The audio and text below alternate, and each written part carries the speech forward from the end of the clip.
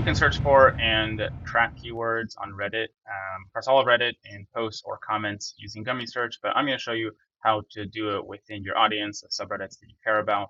So let's say we search for branded search. We want to track this keyword. You can just click right here and go ahead and track it.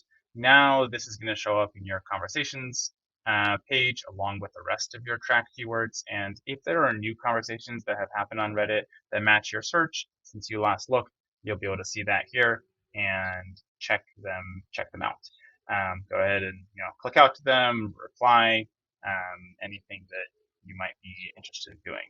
In your tracked keywords list, you can sort them by keyword, audience. You can give them labels if you want to. Enable email digests to get these conversations straight to your email inbox, and click the stats button to figure out which of your tracked keywords are giving you results or which ones are giving you more noise than signal.